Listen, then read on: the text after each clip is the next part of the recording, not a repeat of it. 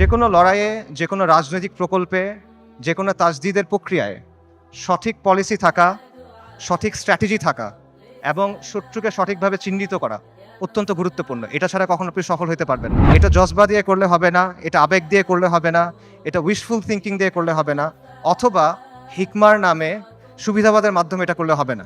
কালকে যদি বনি ইসরায়েল মসজিদ আল আকসা ধ্বংস করে দেয়, কালকে যদি তারা ওখানে থার্ড টেম্পল বানানো শুরু করে, তাদের তৃতীয় মন্দির বানানো শুরু করে, কে কি করবে বলেন? গাজায় একটা হসপিটাল আছে খান ইউনুসে একটা অ্যাম্বুলেন্স আসছে, অ্যাম্বুলেন্স থেকে একটা বাচ্চা নামছে, 10-11 বছর বয়স, ওর কাছে একটা ব্যাকপ্যাক, ওখান থেকে রক্ত পড়তেছে। আল জাজিরা সাংবাদিক জিজ্ঞেস করছে যে এখানে তোমার এখান থেকে রক্ত পড়তেছে কেন, তোমার ব্যাগে কি? বলছে আমার ভাই।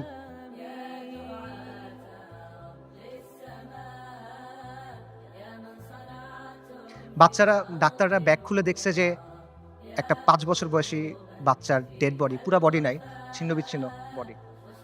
যারা আমাদেরকে হত্যা করতেছে, যারা আমাদের উপর আগ্রাসন চালাচ্ছে, তাদের নিয়ে আমাদের মধ্যে মুগ্ধতা কাজ করে।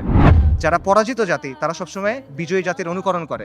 ওয়ামা লাকুম লা তুকাতিলুনা ফি সাবিলিল্লাহ, তোমার কি হয়েছে, তোমাদের কি হলো, তোমরা কেন আল্লাহর রাস্তায় কিতাল করতেছো না? আল্লাহ সুবহানাহু ওয়া তাআলা বলেন ওয়াকাতিলুহুম হাত্তা লা তাকুনা ফিতনা, ওর সাথে কিতাল করো যতক্ষণ পর্যন্ত ফিতনা দূরীভূত না হয়। এটা স্পষ্ট। আল-কুদস উমর রাদিয়াল্লাহু আনহুর সময় কিভাবে ফাতা হয়েছে, আল-কুদস সালাহউদ্দিন আইয়ুবীর সময় কিভাবে ফাতা হয়েছে, এগুলো মানে জটিলতার কিছু নাই, এটা স্পষ্ট উত্তর। কিন্তু এই উত্তরটা আমরা নিতে পারতেছি না। ইসরায়েলকে সবচেয়ে বেশি সামরিক সমর্থন কে দেয়? আমেরিকা। আসমান থেকে ফেরেশতা নেমে এসে আপনার জন্য জিহাদের দরজা খুলে দিবে না?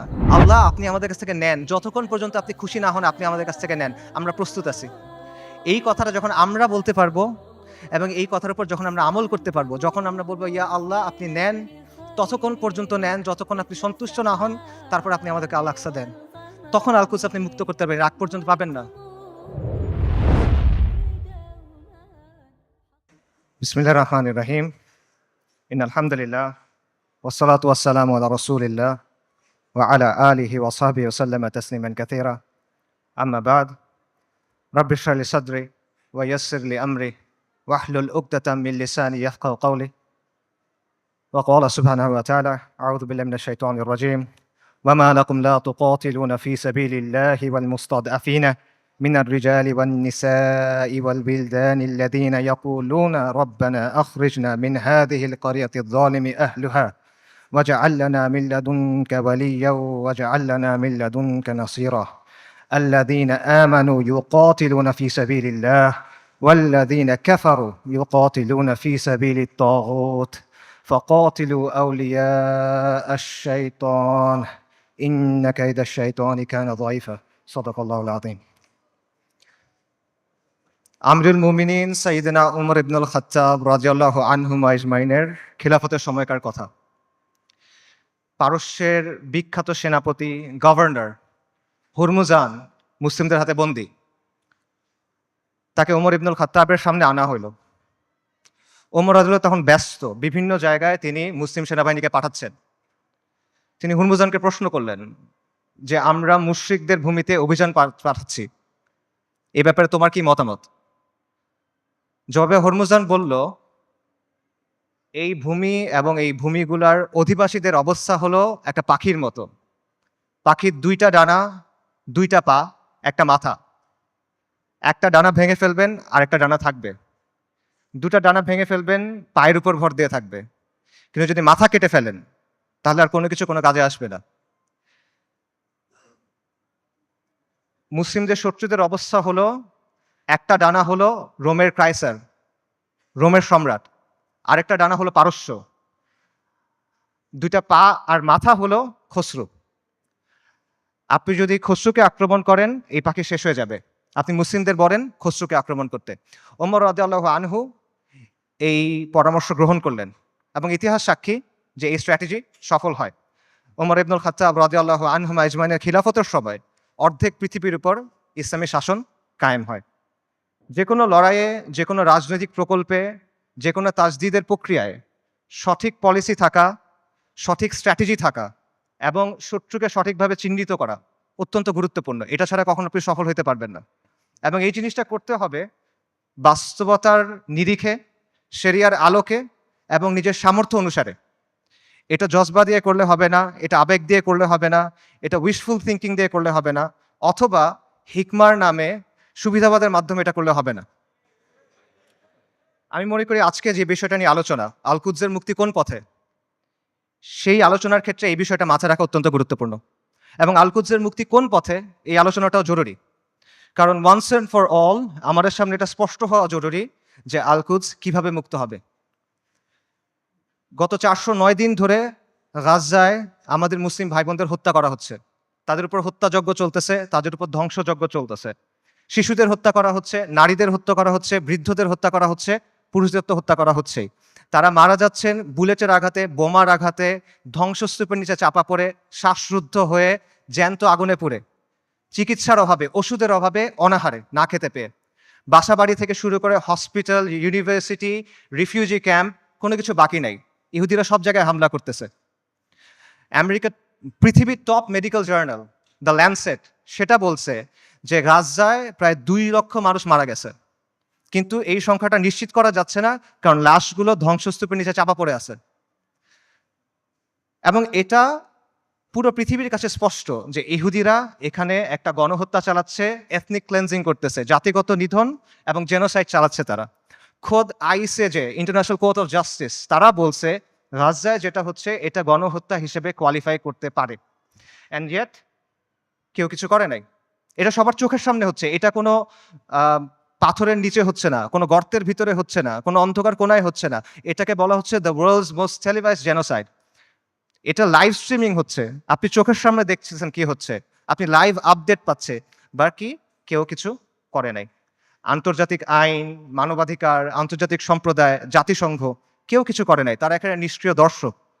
আর পশ্চিমা বিশ্ব, আমেরিকা, ইউরোপ, তারা সক্রিয়ভাবে এই গণহত্যায় মদত দিচ্ছে।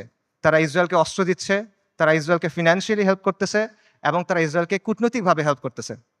আর মুসলিম বিশ্বের মুসলিম বিশ্বের শাসকদের কি অবস্থা? তাদের অবস্থা হলো তারা একদিকে কিছু বিবৃতি দিচ্ছে, আর পেছনে তলে তলে তারা ইসরায়েলের সাথে নর্মালাইজেশন করতেছে। এটা হলো বাস্তবতা। এবং এই সব কিছুর পরে যে কথা, সেটা হলো মসজিদ আল আকসা আজকে বনু ইসরায়েলের দখলে। এটা হলো বাস্তবতা। কালকে যদি বনু ইসরায়েল মসজিদ আল আকসা ধ্বংস করে দেয়, কালকে যদি তারা ওখানে থার্ড টেম্পল বানানো শুরু করে, তাদের তৃতীয় মন্দির বানানো শুরু করে, কে কি করবে বলেন? যাদের কথা এতক্ষণ বললাম, এরা কে কি করবে? কেউ কিচ্ছু করবে না। এটা বাস্তবতা। খালাস, এর চেয়ে খারাপ আর কোনো পরিস্থিতি হইতে পারে না। কাজেই এই অবস্থায় এই প্রশ্নের উত্তরটা আমাদের কাছে স্পষ্ট হওয়া দরকার যে আল কুদসের মুক্তি কোন পথে। এবং এই প্রশ্নের উত্তর কঠিন না, এই প্রশ্নটাও সহজ, প্রশ্নের উত্তরও সহজ। আল্লাহ আজ্জা ওয়া জাল কোরআনে এই প্রশ্নের উত্তর দিয়ে দিয়েছেন। আমাদের ইতিহাস থেকে এই প্রশ্নের উত্তর স্পষ্ট, এবং এই সময়েও, এই যুগেও, সাম্প্রতিক সময়েও এই প্রশ্নের উত্তর অনেকে আমাদের কাছে স্পষ্ট করে দিয়েছেন। কিন্তু স্পষ্ট উত্তর, সহজ উত্তর আমরা সহজে মানতে পারি না। উত্তর অনেক সহজ, উত্তরটা নেওয়া কঠিন। সো এই জন্য এই প্রশ্নের উত্তরটা স্পষ্ট করা দরকার। আমি আসলে এই জন্যই আজকে আসছি। আমার এখানে আসার কথা ছিল না, আই হ্যাড ডিফারেন্ট প্ল্যান্স। এই সেমিনারটা আমার অ্যাটেন্ড করার কথা ছিল না। যে কয়টা কারণে অ্যাটেন্ড করা, তার অন্যতম বা প্রধান কারণ হলো যে আমার কাছে মনে হয়েছে আমি অনেক জায়গায় গেছি, অনেক কথা বলছি, বাট এই কথাগুলো বলা হয় নাই, এবং এই কথাগুলো বলা প্রয়োজন। সো এগুলো বলার জন্য আমি আসলে এখানে আসছি। এবং আজকে দেখবেন যে অনুষ্ঠানের যে অন্য টপিকগুলো আছে, সেটার সাথে আমার টপিকটা একটু ডিফারেন্ট। মূল টপিকগুলো হলো যে ইসলামের প্রস্তাবনা, সমাজের ক্ষেত্রে, রাষ্ট্রের ক্ষেত্রে। এই টপিকটা একটু ডিফারেন্ট, কারণ আমি রফিক ভাইকে বলছিলাম যে আমি সেমিনারে আসবো, বাট আমাকে এই টপিকে কথা বলতে দিতে হবে। আমি আসছি দুইটা কারণে। এক হলো আপনাদের সামনে স্পষ্ট করে দেওয়ার জন্য যে আল কুদসের মুক্তি কোন পথে, যাতে আপনাদের কোনো অজুহাত না থাকে, আপনারা যেন পরে গিয়ে বলতে না পারেন কেউ আমাদেরকে বলে নাই, আমরা জানতাম না, আমরা বুঝি নাই। এই অজুহাতটা সরায় নেওয়ার জন্য আসছি। আর আমি এই জন্য আসছি যাতে যেই দিন আল্লাহ আজ্জা ওয়া জালের সামনে গিয়ে দাঁড়াইতে হবে আমার, সেদিন যেন আমি এটুক বলতে পারি যে আমি কিছু করতে পারি নাই, কিন্তু এই কথাটা আমি আমার কমের সামনে বলছিলাম।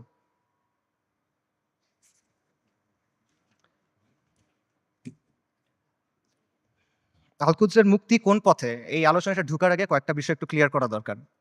একটা বিষয় হলো যে শত্রুর নির্মমতা বা শত্রুর নিষ্ঠুরতা, এটা আসলে এখানে মূল সমস্যা না।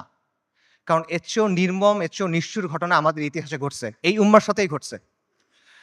প্রথম ক্রুসেডের কথা চিন্তা করেন, যখন ক্রুসেডাররা জেরুজালেম দখল করে নিল 1099 সালের জুলাইয়ের 15 তারিখ, আজকে থেকে 925 বছর আগের কথা। খ্রিস্টান ইতিহাসবিদরা লিখছে যে তারা এমনভাবে ম্যাসাকার করছে যে রাস্তায় কিছু কিছু জায়গায় পায়ের গোলারি পর্যন্ত মানুষের রক্ত ছিল, আর কিছু কিছু জায়গায় রক্ত ছিল হাঁটু পর্যন্ত, মুসলিমদের রক্ত।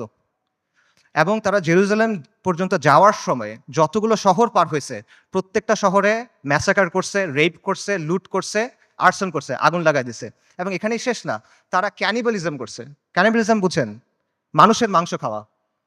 এটা ঐতিহাসিকভাবে প্রমাণিত। সিরিয়ার উত্তর পশ্চিমে একটা শহর আছে আল মারাতুন নুমান। এই শহরে 1098 সালে খ্রিশ্চিয়ান হিস্টোরিয়ানদের লেখার মধ্যে আসে যে তারা মুসলিমদের লাশ সিদ্ধ করে খাইছে, বড়দের লাশ, প্রাপ্তবয়স্কদের লাশ, এবং শিশুদের লাশ স্পিড রোস্ট করছে। স্পিড রোস্ট মানে বোঝেন? একটা বড় লোহার শিক থাকে, সেই শিকের মধ্যে একটা জন্তুকে এফর ওফর করা হয়, মনে করেন একটা কবুতর বা একটা মুরগি। তারপর এটা আগুনের উপর ঝুলানো হয় শিকটা, তারপর এটা ঘুরানো হয়, তখন আগুনটা ঝলসায় মাংসটা রান্না হয়। আপনারা অনেক সময় দেখবেন যে গ্রিল চিকেন এভাবে রান্না করে। এইভাবে মুসলিমদের শিশুদের রান্না করে খাইছে। আমি বানায় বলতেছি না। ক্যানিবলস অ্যান্ড ক্রুসেডার্স একাডেমিক পেপার আছে, খুঁজে দেখেন, সেখানে প্রাইমারি সোর্স দেওয়া আছে, 12টা খ্রিশ্চিয়ান সোর্স থেকে এটা প্রমাণিত। এই ঘটনা আমাদের সাথে ঘটছে। তাতারদের কথা চিন্তা করেন, বলা হয় যে মঙ্গলরা যখন বাগদাদ আক্রমণ করছিল 40 দিন পর্যন্ত মুসলিমদের হত্যা করছে। দজলা নদীর পানি লাল আর কালো হয়ে গেছে। লাল হলো মুসলিমদের রক্তে, কালো হলো সবকিছু পুরাই দিছে, ছাই গিয়ে নদীর পানিতে মিশছে, পানি কালো হয়ে গেছে। নবী সাল্লাল্লাহু আলাইহি ওয়াসাল্লামের সময়ের কথা চিন্তা করেন। খাব্বাব ইবনে আরাদ রাদিয়াল্লাহু তাআলা আনহু, তিনি রাসূলুল্লাহ সাল্লাল্লাহু আলাইহি ওয়াসাল্লামের সাথে এসে যখন কথা বলতেছেন, রাসূলুল্লাহ বলতেছেন যে তোমাদের আগে এমন উম্মাত ছিল যাদের হাড় থেকে মাংস লোহার চিরুনি দিয়ে আলাদা করা হয়েছে, তাদের মাথা থেকে দ্বিখণ্ডিত করা হয়েছে, এবং সাহাবীদের উপর তো অনেক অত্যাচার নির্যাতন হয়েছে, এটা আমরা জানি। কাজেই অত্যাচার নির্যাতন এটা এখানে মূল ইস্যুটা না। আমার কথা ভুল বুঝবেন না, আমি বলতেছি না যে আমাদের গাজ্জার ভাই বোনরা তারা যেই কুরবানি করতেছেন, যে কষ্ট করতেছে, আমি এটা ডাউন প্লে করতেছি না। I am saying this just to put this things into perspective. মানে বিষয়টা বোঝা যে এইটা আগে ঘটেনি এমন না, এরকম ঘটনা আগেও ঘটছে। সমস্যা এখানে না, সমস্যা অন্য জায়গায়। সমস্যাটা হলো যে ক্রুসেডারদের সময় যখন আগ্রাসন হয়েছে, তাতারদের সময় যখন আগ্রাসন হয়েছে, তখন মুসলিমরা ক্রুসেডারদের সামরিক শক্তিকে সমীহ করত। তারা তাতারদের যে হিংস্রতা, এটা নিয়ে কনসার্ন ছিল, কিন্তু ওদের নিয়ে ফ্যাসিনেশন ছিল না, তাদের নিয়ে মুগ্ধতা ছিল না। আপনি তাদের লেখা যদি পড়ে দেখেন, দেখবেন যে ক্রুসেডের সময় যেসব মুসলিম হিস্টোরিয়ানরা লিখছেন, তারা ক্রুসেডারদের নিয়ে মজা করতেছে যে তাদের কাজকর্ম এমন কেন, তাদের বিশ্বাস এমন কেন, তাদের কালচার এমন কেন। তাতারদের সময় একটা বিখ্যাত ঘটনা আছে, অনেক আলেমদের আলোচনায় শুনবেন, যে হুলাকু খানের মেয়ে, বলা হয় হুলাকু খানের মেয়ে, তাতারদের নেতার মেয়ে বাগদাদ শহরে বের হয়েছে।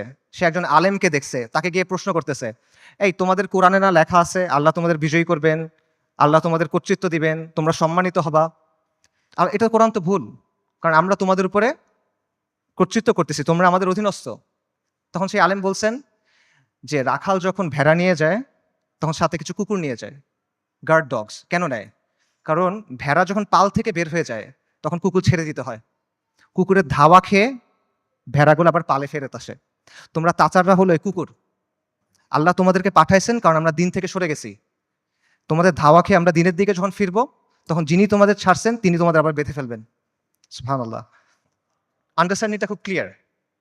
তাদের মধ্যে অনুশোচনা ছিল, দুঃখ ছিল, কিন্তু কোনো কনফিউশন ছিল না, শত্রুকে নিয়ে মুগ্ধতা ছিল না।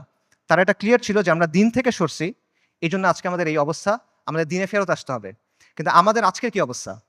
আমাদের অবস্থাটা কমপ্লিটলি ডিফারেন্ট।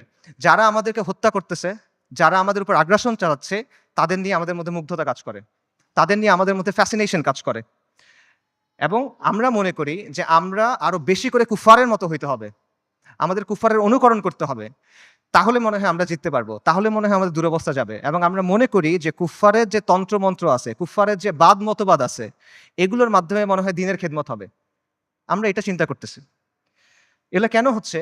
কারণ শত্রুর দিন নিয়ে আমাদের মধ্যে মুগ্ধতা আছে, আর আমাদের দিন নিয়ে আমাদের মধ্যে আছে হীনম্মন্যতা।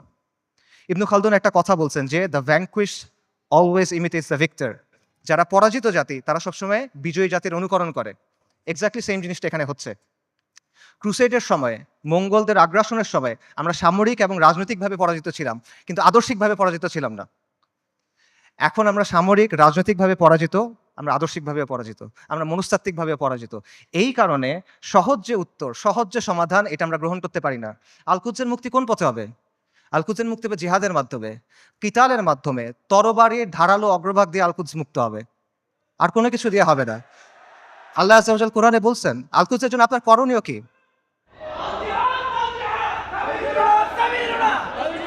আল্লাহ আযজা ওয়া জাল বলছেন কোরআনে, আল কুদসের জন্য আপনার কমপ্লেন কি? সূরা নিসার আয়াতটা আমি পড়ছি। ওয়া মা লাকুম লা তুকাতিলুনা ফি সাবিলিল্লাহ। তোমার কি হয়েছে? তোমাদের কি হলো? তোমরা কেন আল্লাহর রাস্তায় কিতাল করতেছো না? এই জিনিসটা স্পষ্ট। আল্লাহ সুবহানাহু ওয়া তাআলা বলছেন, ওয়া আইদ্দু লাহুম মাসতাতাতুম মিন কুওয়া। তোমরা প্রস্তুত করো তাদের সে জিহাদের জন্য। আল্লাহ সুবহানাহু ওয়া তাআলা বলছেন, ওয়া কাতিলুহুম হাত্তা লা তাকুনা ফিতনা। ওর সাথে কিতাল করো যতক্ষণ পর্যন্ত ফিতনা দূরীভূত না হয়। এটা স্পষ্ট। আল কুদস উমর রাদিয়াল্লাহু আনহুর সময় কিভাবে ফাতা হয়েছে? আল কুদস সালাহউদ্দিন আইয়ুবীর সময় কিভাবে ফাতা হয়েছে? এগুলোর মধ্যে মানে জটিলতার কিছু নাই। এটা স্পষ্ট উত্তর। কিন্তু এই উত্তরটা আমরা নিতে পারতেছি না। এবং আমাদের মধ্যে কনফিউশন আছে। ঠিক আছে, জিহাদ হবে। জিহাদটা কিভাবে হবে? আপনি ফিলিস্তিনে গিয়ে জিহাদ শুরু করবেন নাকি? ওমর রাদিয়াল্লাহু আনহুর সময় কি ফিলিস্তিনে জিহাদ শুরু হয়েছিল নাকি ফিলিস্তিনে গিয়ে জিহাদ শেষ হয়েছিল? সালাহউদ্দিন আল আইয়ুবীর সময় জিহাদ কি ফিলিস্তিনের দরজায় শুরু হয়েছিল না জিহাদ ফিলিস্তিনের ভেতরে গিয়ে শেষ হয়েছিল? এই প্রশ্নগুলোর উত্তর সোজা। আপনি কি জিহাদ ফিলিস্তিনে গিয়ে শুরু করবেন নাকি জিহাদ করতে করতে করতে গিয়ে আল্লাহ একসময় আল আকসাকে আমাদের হাতে দিবেন ইনশাআল্লাহ?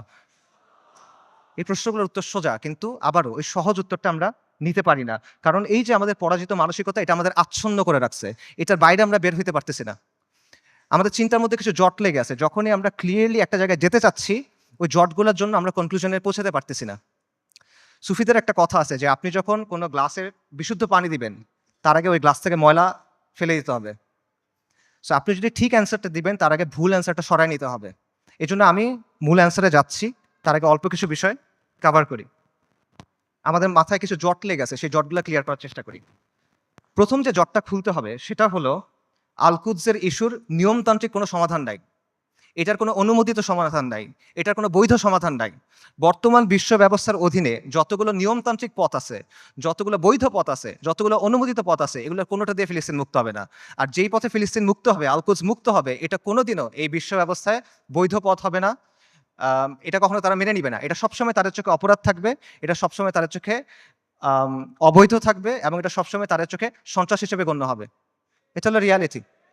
এটা চিন্তা করেন যে, যে জাতিসংঘ আর যেই আন্তর্জাতিক আইনের মাধ্যমে ইসরায়েলের প্রতিষ্ঠা হইল, সেই জাতিসংঘ আর সেই আন্তর্জাতিক আইন দিয়ে আপনি কিভাবে আল কুদস মুক্ত করবেন? ইসরায়েল রাষ্ট্র প্রতিষ্ঠিত হয়েছে কিভাবে? জায়নিস্ট আন্দোলনের মাধ্যমে, ব্রিটিশদের সাহায্যে, আমেরিকার সাহায্যে, আন্তর্জাতিক আইন আর জাতিসংঘের ফ্রেমওয়ার্কের মধ্যে। এই বিশ্ব ব্যবস্থা, এটা ইসরায়েলকে জন্ম দিছে এবং এই বিশ্ব ব্যবস্থা ইসরায়েলকে টিকায় রাখছে। তাহলে এই বিশ্ব ব্যবস্থার অধীনে যতগুলো সম্ভাব্য সমাধান আছে, কোনোটা দিয়ে আপনি ইসরায়েলকে সরাইতে পারবেন না। সম্ভাব্য সমাধান কি বলেন? One state solution, two state solution. একটা রাষ্ট্র হবে, ইহুদি রাষ্ট্র, সেখানে সবাই থাকবে, অথবা একটা ইহুদি রাষ্ট্র, একটা ফিলিস্তিনি রাষ্ট্র। এই তো সলিউশন। দুই ক্ষেত্রে তো ইসরায়েল থাকতেছে, খালি সীমানার হেরফের হচ্ছে। কাজে এইভাবে আপনি যদি পুরা আল কুদসকে মুক্ত করতে চান, আপনি বিশ্ব ব্যবস্থার অধীনে নিয়মতান্ত্রিক কোনো বৈধ পথ নাই। এটা স্পষ্টভাবে বুঝতে হবে। তথাকথিত আন্তর্জাতিক আইন, মানবাধিকার এসব মেনে আপনি আল কুদসকে মুক্ত করতে পারবেন না।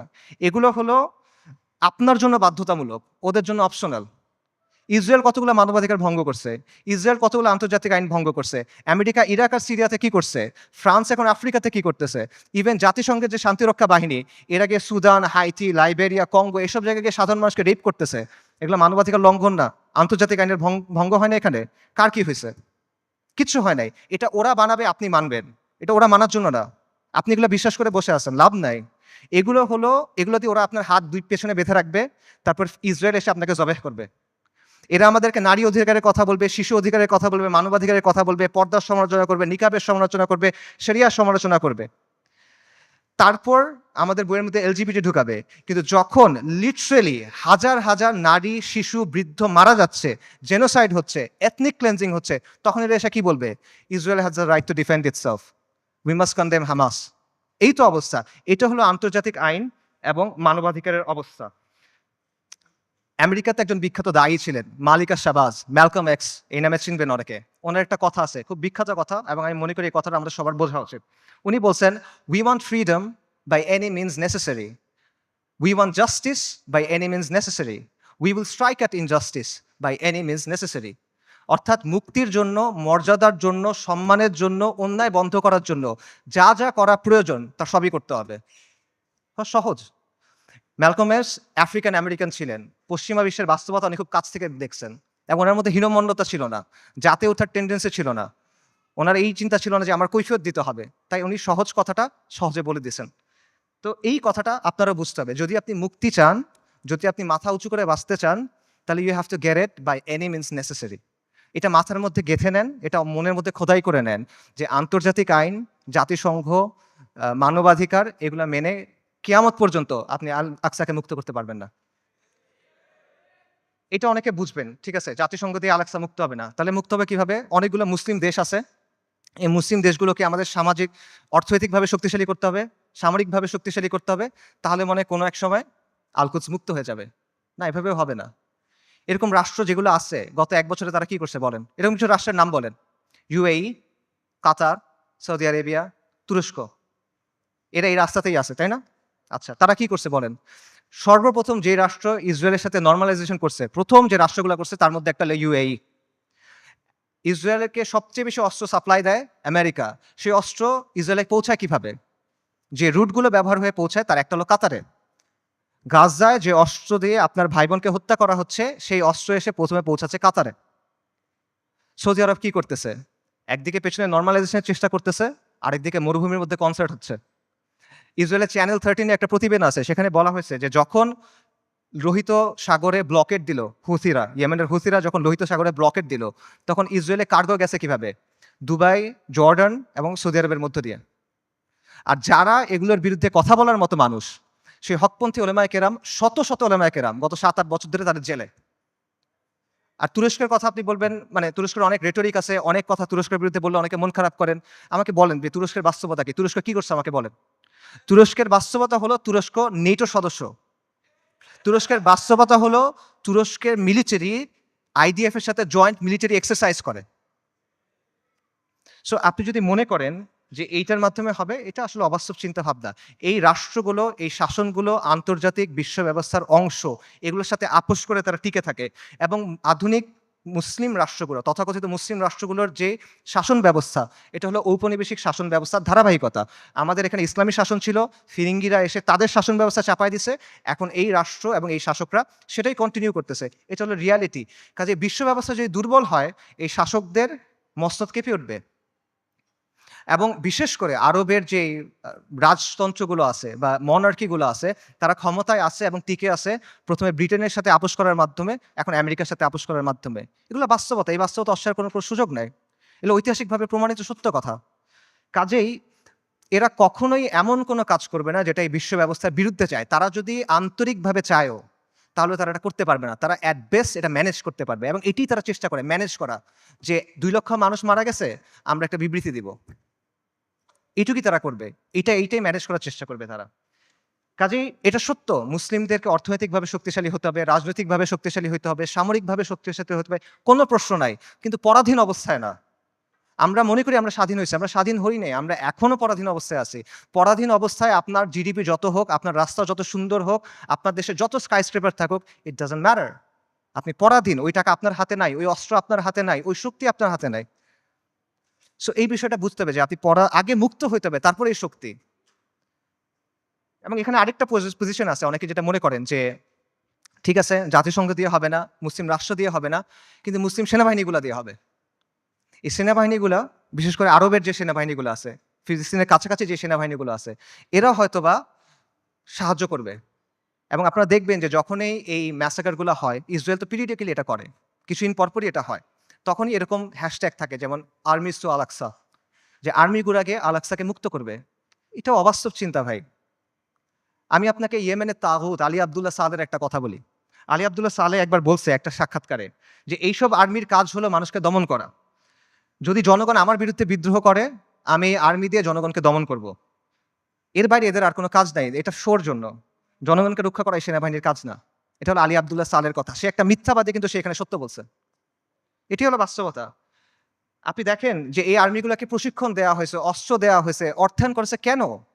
এই আরব শাসকদের মসনদ টিকায় রাখার জন্য এবং মুসলিমদের পায়ের নিচে রাখার জন্য, ইসলামকে দমন করার জন্য। এটা হলো বাস্তবতা। এবং এই আর্মিগুলো আসলে যাবে কেমনে আল আকসা পর্যন্ত বলেন তো? ইসরায়েলের চারপাশে যে দেশগুলো আছে, এগুলো তো ইসরায়েলকে রক্ষা করতেছে। আপনি যাবেন কেমনে ওখানে? আপনি তো বাংলাদেশ থেকে যেতে পারবেন না ওখানে, তাই না? আপনার ওই জায়গার থেকেই ওখানে যেতে হবে। তো তারা যাবে এটা কেমনে? এবং যখন আপনি যে বলতেছেন এই আর্মিগুলো ক্ষমতা নিবে বা তারা কাজ করবে, এগুলো তো অলরেডি হয়েছে, এটার বাস্তবতা আমরা দেখছি। মিশরে কি হয়েছে জামাল আব্দুল নাসেরের সময়? জামাল আব্দুল নাসের ইখওয়ানুল মুসলিমিন বা মুসলিম ব্রাদারহুডের সাথে একটা ওয়াদা করছিল। কোরআনের উপর হাত রেখে সে ওয়াদা করছে যে মুসলিম ব্রাদারহুড রাস্তায় আন্দোলন করবে, রাজপথে আন্দোলন করবে, জনমত গঠন করবে। জামাল আব্দুল নাসের আর তার বন্ধুরা সেনাবাহিনীর মধ্যে কু করবে, সামরিক অভ্যুত্থান করবে। তারপর তারা ক্ষমতায় যাবে, ক্ষমতায় গিয়ে কোরআনের শাসন প্রতিষ্ঠা করবে। কোরআনের উপর হাত রেখে ওয়াদা করছে, কু হয়েছে, মুসলিম ব্রাদারহুড তার ওয়াদা পূর্ণ করছে, সে ক্ষমতায় গেছে, ক্ষমতায় গিয়ে কি করছে, গায়রুল্লাহর আইন দিয়ে শাসন করছে, মুসলিম ব্রাদারহুডকে জবে করছে। উস্তাদ সাইদ কুতুব রাহিমুল্লাহ সহ অনেক মানুষকে তারা শহীদ করে দিছে। এটা হলো বাস্তবতা। এরা যখন আসে তখন কি করে, এটা চোখের সামনে আসে। কাজেই আরব রাষ্ট্রগুলো বা এই রাষ্ট্রগুলোর যে শাসন ব্যবস্থা, যে শাসকরা আছে, এরা হলো ইসরায়েলের ঘনিষ্ঠতম মিত্র। আর এই বাহিনীগুলো হয় ইসরায়েলের বর্ডার গার্ড অথবা জাতিসংঘের ভাড়াটে সৈন্য। এটা হলো বাস্তবতা। সো এদেরকে দিয়ে আপনি ফিলিস্তিন মুক্ত করবেন, এটা ডিলিউশন ভাই। এবার আসেন ইরানের কথায়। আমরা অনেকে মনে করি যে ইরান ফিলিস্তিনকে মুক্ত করবে। আল-কুদসের মুক্তি ইরানের মূল উদ্দেশ্য না। ইরানের মূল উদ্দেশ্য হলো মধ্যপ্রাচ্যে শিয়াদের যে ক্ষমতা, এটা বৃদ্ধি করা, শিয়া অ্যাক্সিস বলে যেটাকে। এবং এটা সে করবে অ্যাট ইয়োর কস্ট। একটা কথা আছে গেম থিওরিতে, জিরো সাম গেম, যে তার শক্তি যত বাড়বে আপনার শক্তি তত কমবে। এটা বাস্তবতা। ইরানের সাথে ইসরায়েলের স্বার্থের দ্বন্দ্ব আছে, ইরানের সাথে আমেরিকার স্বার্থের দ্বন্দ্ব আছে, কিন্তু তার মানে কিন্তু ইরানের সাথে আপনারও দ্বন্দ্ব আছে। যে ইরান আজকে ফিলিস্তিনের মুক্তি করার জন্য বুলি আওড়াচ্ছে, তারাই আজকে সিরিয়াতে আহলুস সুন্নাহ ওয়াল জামাকে হত্যা করতেছে, তারাই আজকে আহওয়াজে আহলুস সুন্নাহ ওয়াল জামাকে হত্যা করতেছে, তারা ইরাকে আহলুস সুন্নাহ ওয়াল জামাকে হত্যা করছে, এখন নির্যাতন করতেছে। এটা হলো বাস্তবতা। ইরানের স্বার্থ আর আহলুস সুন্নাহ ওয়াল জামার স্বার্থ কখনোই এক না। ইরান সক্রিয়ভাবে এই মুহূর্তে আহলুস সুন্নাহ ওয়াল জামার সাথে যুদ্ধে লিপ্ত। এই মুহূর্তে, আগে কখনো ছিল, পরে কখনো এগুলো বলছে না, অ্যাট দিস মোমেন্ট তারা আমাদের সাথে যুদ্ধে লিপ্ত, অ্যাট দিস মোমেন্ট তারা আমাদের হত্যা করতেছে। আমেরিকা যখন আফগানিস্তানে আক্রমণ করছে, আমেরিকা যখন ইরাকে আক্রমণ করছে, ইরান তাদেরকে সহায়তা করছে। এটা তাদের মুখের কথা, এটা আমি বানায় বলতেছি না, আপনারা গিয়ে চেক করেন। মোহাম্মদ খাতামি ইরানের প্রেসিডেন্ট ছিল 97 থেকে 2005 পর্যন্ত সম্ভবত। তার একটা বক্তব্য আছে যে তালিবানের বিরুদ্ধে আমরা আমেরিকাকে সাহায্য করছি, স্পষ্ট বক্তব্য আছে তাদের। এগুলো লুকোছাপার কিছু না। এবং সবচেয়ে বড় যে বিষয়টা, ইরানের ব্যাপারে সতর্ক হওয়ার সবচেয়ে বড় কারণ হলো যে তাদের সাথে আমাদের আকীদার দ্বন্দ্ব আছে, তাওহীদের ব্যাপারে দ্বন্দ্ব আছে। তারা আল্লাহর উলুহিয়াত, আল্লাহর রুবুবিয়াত, আল্লাহর সিফাতের ব্যাপারে শিরক করে। তারা আমাদের মা আয়েশা রাদিয়াল্লাহু তাআলা আনহার ব্যাপারে জঘন্য কথা বলে, যেটা কোনোদিন কিয়ামত পর্যন্ত মানা সম্ভব না আমাদের পক্ষে। তারা সাহাবায়ে কেরাম রাদিয়াল্লাহু তাআলা আনহুম আজমাইনকে তাকফির করে, এটা কোনোদিন পর্যন্ত মানা সম্ভব না। এগুলো কোনো ফুরুই বিষয় না ভাই। এই জিনিস মেনে আপনি কোনো কিছু করতে পারবেন না। আল্লাহ আল কুদসকে এই শিরকের সাথে এই করে আপনি মুক্ত করতে পারবেন না। ইরানকে আপনার দেখতে হবে ক্রুসেডের সময়ে উবাইদি সাম্রাজ্যের মতো করে। ক্রুসেডের সময়ে একটা সাম্রাজ্য ছিল, উবাইদি সাম্রাজ্য। এটাকে আপনারা অনেকে ফাতেমি খিলাফত নামে চিনেন। এরা আকীদাতে ছিল ইসমাইলি শিয়া, মানে ইমামি শিয়াদের চেয়েও খারাপ, বাতেনি এরা, ইসমাইলি শিয়া। তারাও জেরুজালেমকে মুক্ত করার কথা বলতো, তারাও ঐক্যের কথা বলতো, কিন্তু ইতিহাস খুলে দেখেন তাদের ভূমিকা কি ছিল। আহলুস সুন্নাহর সাথে তাদের ভূমিকাটা কি ছিল, এটা ইতিহাস খুলে দেখেন। এবং এটা শুধু তখন না, এখনো এবং এর আগেও ছিল এরকমই। কাজেই ইরানকে আপনার উবাইদিদের একটা আধুনিক সংস্করণ হিসেবে দেখতে হবে। তবে credit where credit is due, ইরানের কিছু অর্জন আছে যেটা আমাদের নাই, এটা আপনার স্বীকার করতে হবে। শিয়া স্বার্থের জন্য গত 4 দশকে ইরান যেটা করতে পারছে, কোনো সুন্নি শক্তি সেটা এখনো করতে পারে নাই, এটা বাস্তবতা। শিয়াদের আছে একটা রাষ্ট্র আছে, তাদের একটা জিওপলিটিক্যাল প্রজেক্ট আছে। মধ্যপ্রাচ্যে আহলুস সুন্নাহর এরকম কোনো কিছু এখনো নাই। বৈশ্বিকভাবে ফিলিস্তিন ইস্যু ব্যবহার করে ইরান প্রতিরোধের একটা রেটরিক তৈরি করছে, এক ধরনের সফট পাওয়ার তৈরি করছে। এটা আমরা তৈরি করতে পারি নাই, এগুলো বাস্তবতা। এই ক্রেডিট তাকে আপনি দেন, এই অর্জন স্বীকার করেন, কোনো সমস্যা নাই। কিন্তু এই রেটরিকে মজে গিয়ে আপনি মনে করেন না যে তারা হলো উম্মার অগ্রসেনারী, আপনি মনে করেন না যে সে এসে আপনার সহযোগী হবে। এটা যদি আমরা মনে করি তাহলে এটা ভুল হবে, এবং এই ভুলের মাসুল আমাদের দিতে হবে। আরেকটা বিষয় মাথায় রাখেন, সেটা হলো আল কুদস পবিত্র, এটা ইসলাম ছাড়া আর কোনো কিছু দিয়ে মুক্ত হবে না। বাংলাদেশে একটা দল আছে জাসদ, জাতীয় সমাজতান্ত্রিক দল। 80-র দশকে এই দলের অনেক মানুষ ফিলিস্তিনে গেছিল লড়াই করতে। আপনারা জানেন কিনা আমি জানি না। মেজর জলিলের নাম শুনছেন, উনি জাসদের সাথে ছিল। ওনার মাধ্যমে অনেকে তখন সেখানে গিয়ে লড়াই করছিল। এই যে ইয়াসির আরাফাতদের যে দল ছিল পিএলও, এটার সাথে তারা ওখানে গিয়ে লড়াই করছিল, এগুলো ডকুমেন্টেড। তো এই জাসদ বা এই পিএলওর হাতে আল্লাহ কখনো আল কুদসের মুক্তি দিবেন না। মূলহিত কমিউনিস্ট সেকুলারিস্ট ন্যাশনালিস্টদের হাতে আল্লাহ আল কুদসকে দিবেন না। আল কুদস মানে কি? আল কুদস মানে পবিত্র, পবিত্র জিনিস মানুষ আল্লাহ অপবিত্রদের হাতে দিবেন না, অসম্ভব। যেই বিজয় আল্লাহ প্রথমে দিচ্ছেন আল ফারুকের কাছে রাদিয়াল্লাহু আন, যেই বিজয় আল্লাহ দিচ্ছেন সালাহউদ্দিনের কাছে, এটা আল্লাহ কোনো কমিউনিস্টকে দিবেন না, এটা আল্লাহ কোনো জাতীয়তাবাদীকে দিবেন না। এটা যদি মুক্ত হয়, এটা ইসলামের নামে মুক্ত হবে। যতদিন পর্যন্ত ইসলামের নাম না আসবে, এটা যদি আপনি বাহ্যিকভাবে মনে হয় মুক্ত হয়েছে, তাও এটা আসলে মুক্ত হবে না। এবং এখানে এটাও বুঝেন যে ফিলিস্তিনের মানুষরা নিজে নিজে আল-কুদসকে মুক্ত করতে পারবে না। ঠিক আছে? আমরা সবাই ফিলিস্তিনের জিহাদ সমর্থন করি। সবাই সমর্থন করে এটা। কমিউনিস্টরাও সমর্থন করে। কিন্তু ফিলিস্তিনের মানুষ নিজেরা, গাজার মানুষ খালি গাজাতে লড়াই করতেছে। আল-কুদস মুক্ত হবে না। পশ্চিম তীরের মানুষ শুধু পশ্চিম তীরে লড়াই করতেছে। ফিলিস্তিন মুক্ত হবে না। এটা সম্ভব না। উমর রাদিয়াল্লাহু আনহুর সময় আবারও চিন্তা করেন, ইতিহাসের কথা চিন্তা করেন। ফিলিস্তিন কি ভেতর থেকে মুক্ত হয়েছিল না বাইরে থেকে গিয়ে মুক্ত করা হয়েছিল? সালাহউদ্দিন আর আইয়ুবের সময় চিন্তা করেন, ফিলিস্তিন ভেতর থেকে মুক্ত হয়েছিল না বাইরে থেকে গিয়ে মুক্ত করা হয়েছিল? বাইরে থেকে মুক্ত করতে হবে। এক্স্যাক্টলি এখন আপনার তাই করতে হবে। বাইরে থেকে যোদ্ধা বাহিনী গিয়ে ফিলিস্তিনকে মুক্ত করে আনতে হবে। কিন্তু এখানে সমস্যা।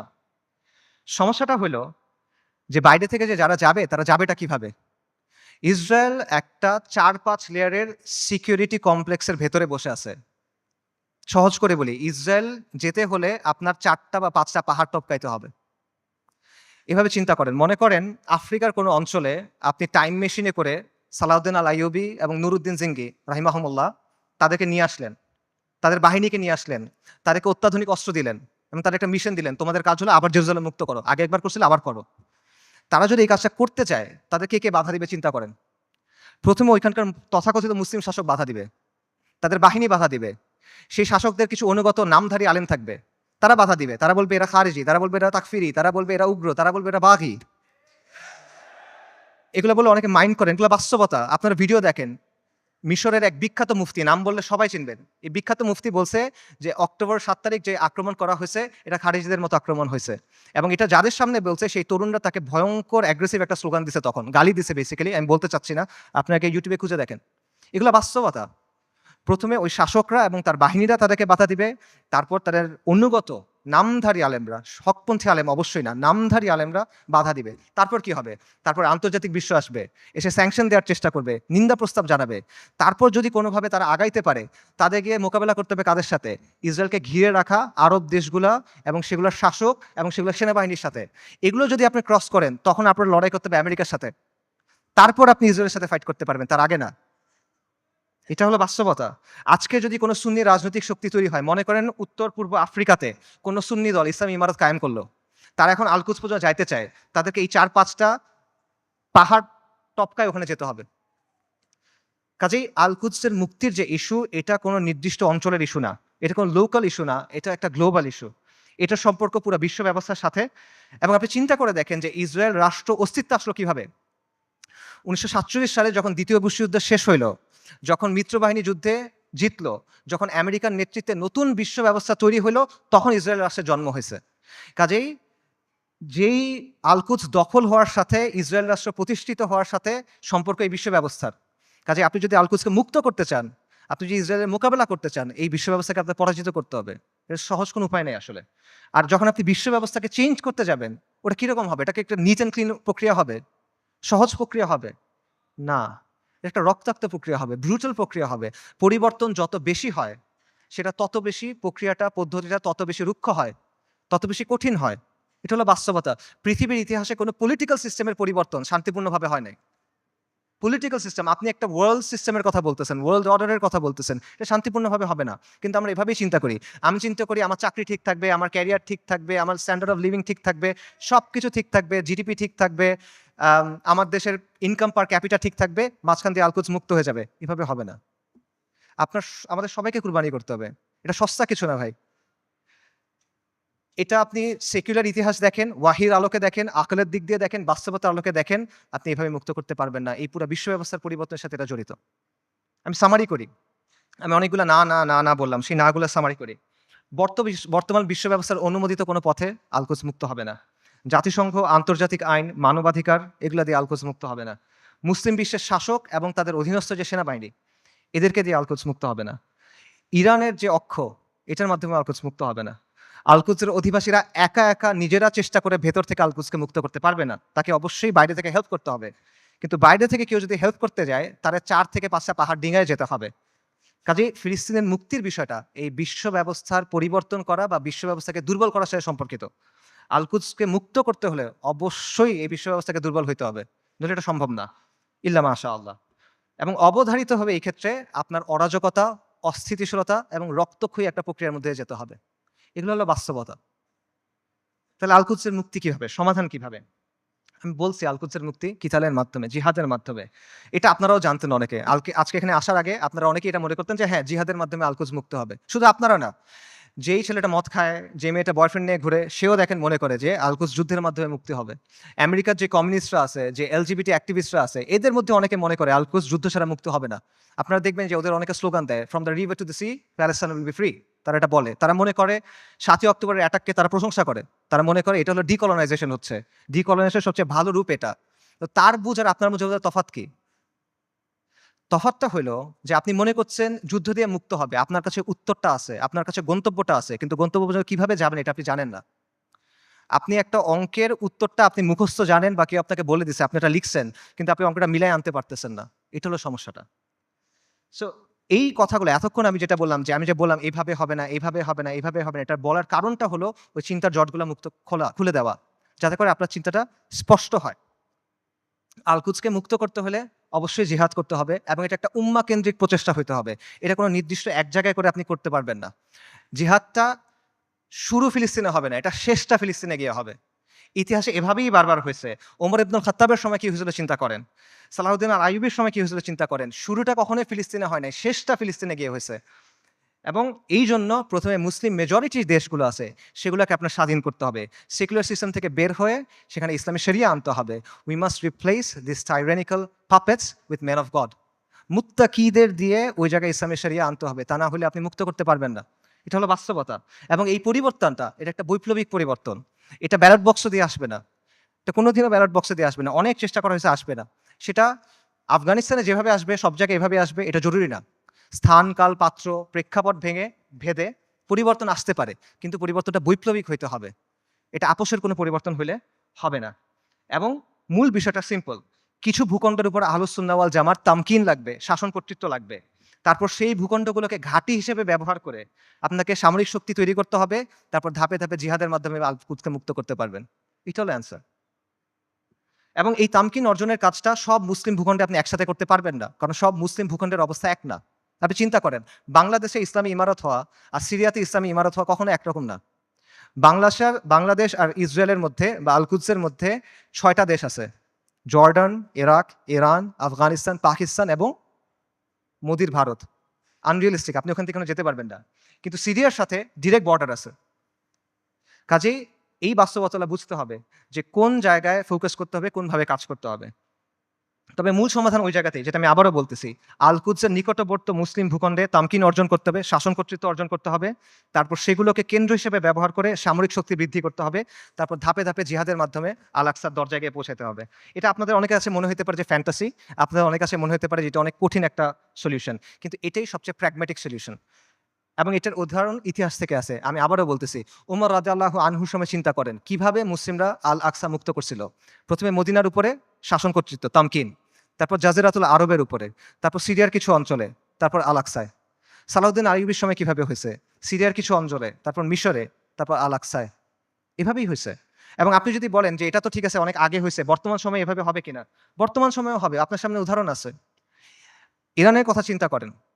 ইরানের ব্যাপারে আমরা বলছি যে ইরানের মাধ্যমে এটা মুক্তি হবে না, ইরানের স্বার্থ আমাদের স্বার্থ এক না, ইত্যাদি। বাকি গত 1 বছরে কেউ যদি ইসরায়েলের সাথে কিছু লড়াই করে থাকে, 2-1টা গুলিও করে থাকে, এটা কে করছে? ইরানই তো করছে। তো এই যে প্রতিরোধ করার সামর্থ্য, এটা সেটা অর্জন করলো কিভাবে? তারা 3টা বা 4টা জায়গাকে ব্যবহার করে এটা করছে। একটা হলো তেহরান মানে ইরান, একটা হলো লেবাননে হিজবুল্লাহ বা হিজবুল শয়তান, একটা হলো ইয়েমেনে হুথিরা, আর একটা হলো ইরাকে তাদের যে মিলিশিয়াগুলো আছে আল বদর ব্রিগেড। এর মাধ্যমে তো তারা এটা করছে। তো এই শক্তিটা তারা তৈরি করছে কিভাবে? নিয়মতান্ত্রিকভাবে করছে। আমাদের অনেক ভাই একই সাথে নিয়মতান্ত্রিক পদ্ধতির ফ্যান, আবার তারা ইরানেরও ফ্যান। এই জিনিসটা সায়েন্স আমি এখনো বুঝতে পারি নাই। ইরানের এই ক্ষমতাটা তৈরি হয়েছে কিভাবে? 79-এ একটা বিপ্লবের মাধ্যমে খোমেনি ক্ষমতায় আসছে।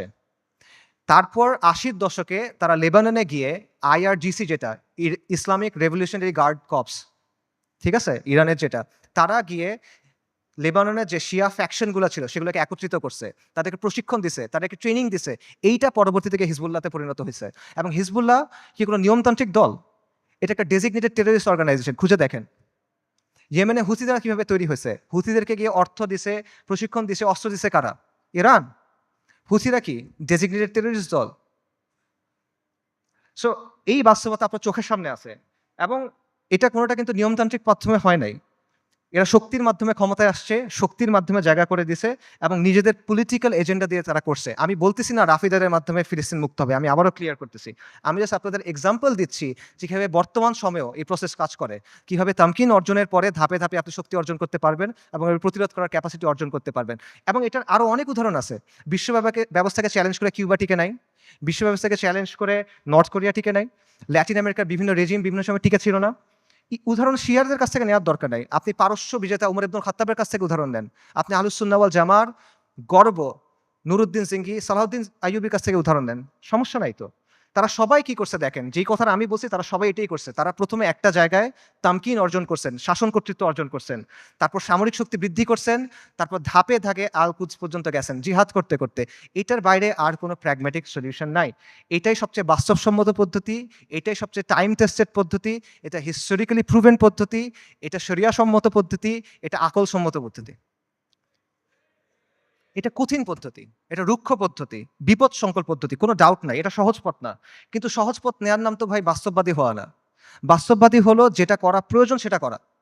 আপনি একটা গন্তব্যে যাবেন, একটা সহজ পথ, একটা কঠিন পথ। সহজ পথ আপনাকে আরেক জায়গায় নিয়ে যাবে, আপনি ওটা নিলে তো হইল না।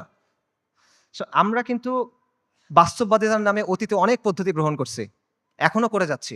এগুলো আমাদের কি দিছে ভাই? কি অর্জন দিছে আমাদের বলেন? জিল্লতি ছাড়া আমাদের কি অর্জন দিছে বলেন? এবং দিন থেকে আমরা সরে গেছি। আরো এক্সাম্পল দেখেন, চীনের কথা মনে করেন। চীন যে গ্লোবাল সুপার পাওয়ার হয়েছে, কিভাবে হয়েছে ভাই? লিবারাল ডেমোক্রেসি মেনে হয়েছে? মানবাধিকার মেনে হয়েছে? একটা ভায়োলেন্ট রেভলিউশনের মাধ্যমে চাইনিজ কমিউনিস্ট পার্টি শাসন কর্তৃত্ব অর্জন করছে, তামকিন অর্জন করছে। তারপর একটা ওয়ান পার্টি স্টেট বানাইছে, ব্রুটালি শক্ত হাতে শাসন করছে, আজকে সে আমেরিকার কন্টেন্ডার হয়েছে। এটা বাস্তবতা ভাই। চীন, তারা কি বিশ্বাস করতে যে জনগণ সব ক্ষমতার উৎস? চীনের বিপ্লবের যাকে স্থপতি বলা হয় মাও সেতুং, তার একটা বিখ্যাত উক্তি আছে, সেটা হলো বন্দুকের নল ক্ষমতার উৎস। পাওয়ার comes from the barrel of the gun. এটা বাস্তবতা। এই বাস্তবতা, political power comes from the barrel of the gun. এটা দুনিয়ার বাস্তবতা। আপনি বাস্তবতা বুঝার পরে বাস্তবসম্মত পলিসি নিতে পারেন। এবং আপনাকে ওই যেটা বলছিলাম, এই পলিসি আপনার নিতে হবে বাস্তবতার নিরিখে, শরিয়ার আলোকে এবং নিজের সামর্থ্য অনুসারে, এবং আপনার শত্রুকে আপনার চিনতে হবে। আমরা শুরুতে হরমুজানের কথা বলছিলাম। মুসলিমদের শত্রুদের তুলনা হলো পাখির মতো। পাখির দুটা ডানা, দুটা পা, একটা মাথা। আজকে 1400 বছর পর্যন্ত ডানা একটা ভেঙে ফেলবেন, আর একটা ডানা থেকে যাবে। দুটা ডানা ভেঙে ফেলবেন, পা থেকে যাবে। মাথা কেটে ফেলবেন, পাখি শেষ। রাইট? তা আজকে 1400 বছর পরে বাস্তবতা কি? মুসলিমদের শত্রুদের অবস্থা একটা পাখির মতো। এক ডানা নেটো, এক ডানা ইসরায়েল, দুই পা হলো এই আরব বিশ্বের শাসকেরা। মাথাকে আমেরিকা। ইসরায়েলকে সবচেয়ে বেশি সামরিক সমর্থন কে দেয়? আমেরিকা। ইসরায়েলকে সবচেয়ে বেশি অর্থনৈতিক সমর্থন কে দেয়? ইসরায়েলকে সবচেয়ে বেশি রাজনৈতিক সমর্থন কে দেয়? বারবার জাতিসংঘের সিকিউরিটি কাউন্সিলে ভেটো কে দেয়? এই শাসকদের মসনদ কে টিকায় রাখে? কাজেই আমেরিকাকে রাজি খুশি রেখে, আমেরিকার মনের মতো করে, আমেরিকার বানানো ছকে খেলে, তাদের ঠিক করা নিয়ম মেনে কোনোদিন পর আল কুদস মুক্ত হবে না। এটা পসিবল না। আপনার আমেরিকার কথা চিন্তা করেন। গত ১ বছর ধরে তাদের সাথে যেই ঘটনাগুলো ঘটতেছে, সেগুলোর কথা চিন্তা করেন। আপনি ওই ছেলেটার কথা চিন্তা করেন, হাফেজ। আপনারা ভিডিও দেখছেন। রিফিউজি ক্যাম্পের ভিতরে আগুনে পুড়ে মারা গেছে। ছেলেটার নাম ছিল শাবান, কোরআনে হাফেজ, সফটওয়্যার ইঞ্জিনিয়ারিং নিয়ে পড়তেছিল। আপনারা রুহ আর রুহ রিমের কথা চিন্তা করেন। ওই যে ছোট্ট মেয়েটা, বিল্ডিং ধসে গেছে, মারা গেছে। তার দাদা তার ডেড বডি বুকে নিয়ে বলতেছে রিম, রুহ আর রুহ। তার কথা চিন্তা করেন, তাদের কষ্টের কথা চিন্তা করেন। আপনি ওই বাবার কথা চিন্তা করেন যে সে বিস্কিট কিনতে গেছিল বাচ্চার জন্য, ফিরে এসে দেখে তার স্ত্রী সন্তান মারা গেছে। সে কান্না করতেছে আর বিস্কিটটা বাচ্চার হাতে দিয়ে বলছে, বাবা তুমি এটা নিয়ে যাও। আপনি মার কথা চিন্তা করেন যে বাচ্চার জন্য আটা আনতে গেছে, কারণ বাচ্চা ক্ষুধায় কাঁদতেছে, বুঝে না তো। আটা আনতে গেছে, এসে দেখে সবাই মারা গেছে। আপনি হিন্দ রাজাবের কথা চিন্তা করেন, 6 বছর বয়সী মেয়ে। ওরা গাজা থেকে পালায় যাওয়ার চেষ্টা করতেছিল 7 জন পুরা ফ্যামিলিতে। ইসরায়েলি ট্যাঙ্ক ওদের ঘিরে ফেলছে, গুলি করছে, সবাই মারা গেছে, ও বেঁচে আছে। তখন রেড ক্রিসেন্টে ফোন করছে, অডিও কলটা ইউটিউবে আছে, আপনারা শুনতে পারবেন। ও বলছে যে আমাকে তোমরা বাঁচাও, আমার খুব ভয় লাগতেছে। ওর সব পাশে সবাই মারা গেছে, বাবা মা সবাই মারা গেছে, 6 বছর বয়সী একটা মেয়ে।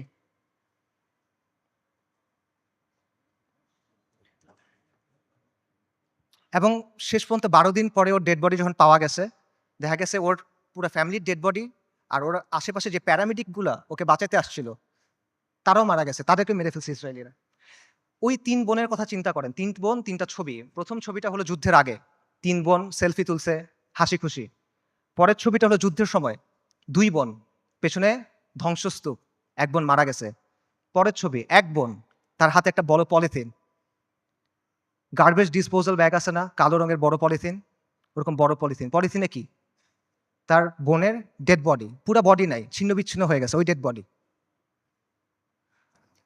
গাজায় একটা হসপিটাল আছে খান ইউনুস। খান ইউনুসে একটা অ্যাম্বুলেন্স আসছে। অ্যাম্বুলেন্স থেকে একটা বাচ্চা নামছে। ১০-১১ বছর বয়স। ওর কাছে একটা ব্যাকপ্যাক। ওখান থেকে রক্ত পড়তেছে। আল জাজিরা সাংবাদিক জিজ্ঞেস করছে যে, তোমার এখান থেকে রক্ত পড়তেছে কেন? তোমার ব্যাগে কি? বলছে, আমার ভাই।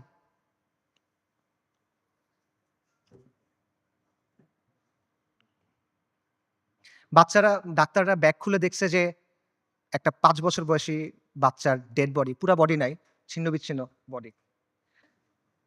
আপনারা ওই মার কথা চিন্তা করেন যে গেছে, যে তার পুরা ফ্যামিলি মারা গেছে, সে এসে জিজ্ঞেস করছে, আমাকে লাশগুলা দাও, আমি দাফন কি করব? তাকে ৩ টা পলিথিন দিছে। কারণ ডেড বডি নাই, ছিন্ন-বিচ্ছিন্ন হয়ে গেছে সব। ৩ টা পলিথিন দিছে। আপনারা ওই বাচ্চাটার কথা চিন্তা করেন, বিল্ডিং ধসে পড়ছে, খুলি ফেটে গেছে, কোটর থেকে চোখ বের হয়ে আসছে এবং ওই নিষ্প্রাণ চোখ, এই নিষ্প্রাণ পৃথিবীর দিকে তাকায় আছে। এদের কষ্টের কথা চিন্তা করেন। এই কষ্ট শুধু তাদের, এই কষ্ট আমাদের না। আমরা না এক উম্মাহ। এক উম্মাহ, এক দেহের মতো, এরকম না? আমাদের স্পর্শ করে না ওই কষ্ট। এই যে এই কষ্টটা কি আমাদের যে কষ্টটা হবে তার চেয়ে বেশি কষ্ট? আমাদের যে কষ্ট ওটা কি এর চেয়ে বেশি কষ্ট? যদি এটা বেশি কষ্ট মনে হয় তাহলে আমি আরেকটা কষ্টের কথা বলি, এটা শোনেন। ওই দিনের কথা মনে করেন যেই দিন আল্লাহর সামনে আপনাকে দাঁড়াতে হবে। ইদা দুক্কাতিল আরদু আরদান দাক্কান দাক্কা ওয়া জাআ রাব্বুক ওয়াল মালাকু সাফফান সাফফা ওয়া জিআ ইয়াওমাইযিন বিজাহান্নাম। পৃথিবী চূর্ণ-বিচূর্ণ হয়ে যাবে, বালির মতো হয়ে যাবে। আপনার প্রতিপালক আসবেন এবং মালাইকারা আসবে সারিবদ্ধভাবে এবং জাহান্নামকে আপনার সামনে আনা হবে। ওই দিন আল্লাহ আপনাকে প্রশ্ন করবেন, আমাদেরকে প্রশ্ন করবেন। কি জবাব দিবেন আল্লাহকে বলেন? ফাইয়াউমাইযিন লা ইউআযযিবু আযাবাহু আহাদ ওয়া লা ইউথিকু ওয়াসাকাহু আহাদ। আল্লাহ ওই দিন যেভাবে আযাব দিবেন ওভাবে আর কেউ দেয়া নাই। আল্লাহ ওই দিন যেভাবে বাঁধবেন ওভাবে আর কেউ বাঁধে নাই। কি বলবেন আল্লাহকে তখন? আল্লাহ আপনাকে যদি জিজ্ঞেস করেন তুমি কি করছিলে, আপনি কি জবাব দিবেন বলেন? এই কষ্ট বেশি না দুনিয়াতে আপনার যে কষ্ট হবে সেটা বেশি? লা ইলাহা ইল্লাল্লাহ। এত কিছুর পরও দেখেন আল কুদসের মানুষ ঈমান, ইস্তিকামাত এবং সবরের কি দৃষ্টান্ত স্থাপন করছে। একজন বৃদ্ধা বলতেছে, আমাদের জান, মাল, সন্তান সবকিছু আল্লাহর জন্য কুরবান। মৃত্যু যদি আল কুদসের জন্য হয় তাহলে তো সুন্দর মৃত্যু। ইনশাআল্লাহ কিয়ামত পর্যন্ত আমরা রিবাদ করে যাব। এটা সস্তা কিছু না, এটা রাসূলুল্লাহ সাল্লাল্লাহু আলাইহি ওয়াসাল্লামের ইসরা ওয়াল মিরাজের জায়গা। আমরা বাইতুল মাকদিসের অধিবাসীরা প্রস্তুতি আছি, কুরবানি করার জন্য প্রস্তুতি আছে, যত কুরবানি লাগে আমরা করব। ওই বাবার কথা চিন্তা করেন, হাসপাতালে একই দিনে ২ বাচ্চা মারা গেছে, ২ ছেলে মারা গেছে। উনি বলতেছেন আলহামদুলিল্লাহ, এটা জিহাদের ভূমি, এটা রিবাতের ভূমি। আমাদের যা কিছু আছে সব আল্লাহর জন্য। আল্লাহ আমাদের খালেক, উনি আমাদের তৈরি করছেন, উনি আমাদের পাঠাইছেন, উনি নিয়ে যাবেন, ওনার যা খুশি উনি করবেন। আমরা এটাতে খুশি, আমরা এটার উপর সবর করব। বান্দা যখন বিপদের মধ্যে পড়ে, ওলামায়ে কেরাম হাদিসের আলোকে বলছেন যে বান্দা যখন বিপদের মধ্যে পড়ে তখন আল্লাহ এটার মাধ্যমে তার সগীরা গুনাহগুলো মাফ করে দেন অথবা তাকে পরিশুদ্ধ করেন, কারণ আল্লাহ তাকে আখিরাতে বড় পুরস্কার দিতে চান। আমি মনে করি আমাদের গাজ্জার ভাই বোনদের সাথে, ফিলিস্তিনের ভাই বোনদের সাথে এই বিষয়টাই হইতেছে ইনশাআল্লাহ তাআলা। আল্লাহ তাদেরকে জান্নাতুল ফেরদৌস আলার জন্য প্রস্তুত করতেছেন। আমি মনে করি আল্লাহ এই বান্দাদের উপর রাজি খুশি হয়ে যাবেন ইনশাআল্লাহ তাআলা। লক্ষের উপরে শহীদ, আলহামদুলিল্লাহ, এটা উম্মতে মুহাম্মদের গর্ব। আমাদের মৃতরা জান্নাতে ইনশাআল্লাহ, ওদের মৃতরা জাহান্নামে। আল্লাহু মাওলানা ওয়ালা মাওলা লাহুম। ওই বৃদ্ধের কথা চিন্তা করেন যিনি ধ্বংসস্তূপের মাঝখানে দাঁড়ায় বলতেছেন, আমরা আজও এখানে দাঁড়ায় আছি এবং আমরা এখান পর্যন্ত থাকবো। এই ভূখণ্ড বরকতময়, এই ভূখণ্ডের অধিবাসীরা বরকতময়। আমাদের চারপাশে চূড়ান্ত ধ্বংসযজ্ঞ হয়েছে, কিন্তু আমরা তাও এখান থেকে নড়বো না। আমরা আল্লাহর দিন থেকে নড়বো না। আমরা অটল পাহাড়ের মতো, আমরা উজ্জ্বল তারার মতো। এবং আমি বলবো যে হ্যাঁ, পুরা বিশ্ব সাক্ষ্য দিচ্ছে তারা ঈমানের ক্ষেত্রে অটল পাহাড়ের মতো। পুরা বিশ্ব সাক্ষ্য দিচ্ছে তারা ইস্তিকামাতের ক্ষেত্রে উজ্জ্বল তারার মতো, এবং পুরা বিশ্ব সাক্ষ্য দিচ্ছে আপনি এবং আমি কাপুরুষ। পুরা বিশ্ব সাক্ষ্য দিচ্ছে আপনি আর আমি অক্ষম। পুরা বিশ্ব সাক্ষ্য দিচ্ছে আপনি আর আমি নিষ্ক্রিয়। ইসরায়েলের এক ইসরায়েলের এক সোলজারের ভিডিও আছে। সে বলতেছে, ইংলিশে বলতেছে, আমেরিকান জিও।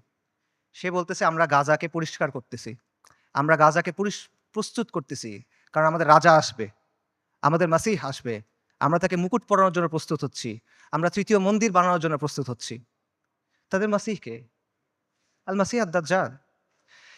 বনী ইসরাইল মসজিদ আল আকসার সামনে নাচতেছে, উল্লাস করতেছে, স্লোগান দিচ্ছে, তারা বলতেছে মুহাম্মদ মারা গেছে।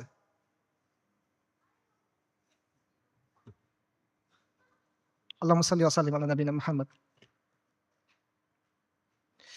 এটা কি অবস্থা ভাই? এই জিনিসটা মানা সহজ নাকি আল-কুদসের জন্য ফাইট করা সহজ? এই পথটা আমাদের কাছে অনেক বেশি কঠিন মনে হইতেছে। কোন পথটা আমাদের কাছে বেশি কঠিন মনে হয় এটা ঠিক করে দিবে যে আমাদের ঈমানের অবস্থাটা আসলে কি। নবী সাল্লাল্লাহু আলাইহি ওয়াসাল্লাম তার হাদিসে বলছেন, আমি হাদিসের তর্জমা বলতেছি। ইবনে উমর রাদিয়াল্লাহু তাআলা আনহু থেকে বর্ণিত। রাসূলুল্লাহ সাল্লাল্লাহু আলাইহি ওয়াসাল্লাম বলছেন, যখন তোমরা ইনার পদ্ধতিতে ব্যবসা করবে, গরুর লেজ আঁকড়ে ধরবে, কৃষিকাজে সন্তুষ্ট থাকবে এবং জিহাদ ছেড়ে দিবে, তখন আল্লাহ তোমাদের উপর লাঞ্ছনা এবং অপমান চাপায় দিবেন। সাদাকা রাসূলুল্লাহ। এর চেয়ে বড় লাঞ্ছনা আর এর চেয়ে বড় অপমান কি আছে? আর নবী সাল্লাল্লাহু আলাইহি ওয়াসাল্লাম বলছেন, এই অবস্থা ততক্ষণ থাকবে যতক্ষণ না পর্যন্ত তোমরা তোমাদের দ্বীনে ফেরত আসো। সুনান আবু দাউদের হাদিস। আল-কুদস জিহাদের মাধ্যমে মুক্ত হবে, কিন্তু এই জিহাদের দরজা কেউ এসে আপনার জন্য খুলে দিবে না। আসমান থেকে ফেরেশতা নেমে এসে আপনার জন্য জিহাদের দরজা খুলে দিবে না। জিহাদের দরজা খুলতে হবে তাওহীদ আর হাদিদের শক্তি দিয়ে। খুলতে হবে না, ভাঙতে হবে এটা। এই রাস্তা আপনি মনে করতেছেন আল-কুদস পর্যন্ত আপনার জন্য একটা লাল গালিচা বিধানো রাস্তা তৈরি করে দিবে। যে ভাই আমি আল-কুদসে গিয়ে জিহাদ করব না। আপনার রক্ত, আপনার হাড়, আপনার মাংস, লাশের শাড়ি, খুলির পাহাড় পার হয়ে আপনার আল-আকসা যাইতে হবে। এটা ছাড়া আর কোনো অপশন নাই। আল-কুদসের দাম অনেক বেশি, এটা সস্তা না। বাইতুল মাকদিসের মানুষরা বলে দিছে, আল্লাহ আপনি আমাদের কাছ থেকে নেন, যতক্ষণ পর্যন্ত আপনি খুশি না হন আপনি আমাদের কাছ থেকে নেন, আমরা প্রস্তুত আছি। এই কথাটা যখন আমরা বলতে পারবো এবং এই কথার উপর যখন আমরা আমল করতে পারবো, যখন আমরা বলবো ইয়া আল্লাহ আপনি নেন, ততক্ষণ পর্যন্ত নেন যতক্ষণ আপনি সন্তুষ্ট না হন, তারপর আপনি আমাদেরকে আল-আকসা দেন, তখন আল-কুদস আপনি মুক্ত করতে পারবেন, আগ পর্যন্ত পাবেন না। আল-কুদস এমন এক দুলহান যার মাহার আমাদের রক্ত। আল-কুদস এমন এক দুলহান যার মাহার আমাদের রক্ত, মাহার পরিশোধ করা ছাড়া কোনো বিকল্প নাই, কোনো বিকল্প নাই।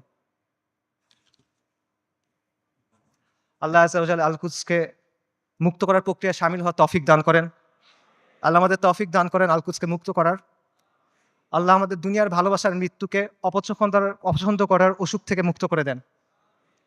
আল্লাহ আমাদের মসজিদ আল আকসাতে সালাত আদায় করার তৌফিক দান করেন। আল্লাহ আমাদের চোখগুলোকে প্রশান্তি দেন।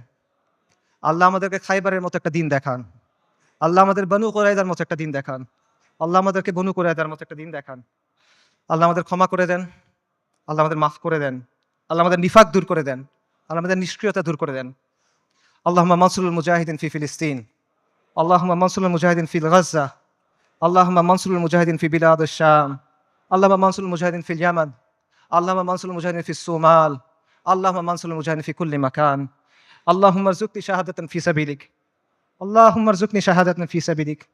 আল্লাহুম্মা ইন্নী আসআলুকা কাতলান ফি সাবিলিক। আল্লাহুম্মা ইন্নী আসআলুকা কাতলান ফি সাবিলিক। আল্লাহুম্মা ফাশহাদ। এই বক্তব্যে যদি ভালো কিছু থাকে এটা আল্লাহর পক্ষ থেকে, যা কিছু খারাপ, যা কিছু ভুল এটা আমার আর শয়তানের পক্ষ থেকে। ওয়া মা আলাইনা ইল্লাল বালাগ। আসসালামু আলাইকুম ওয়া রাহমাতুল্লাহ।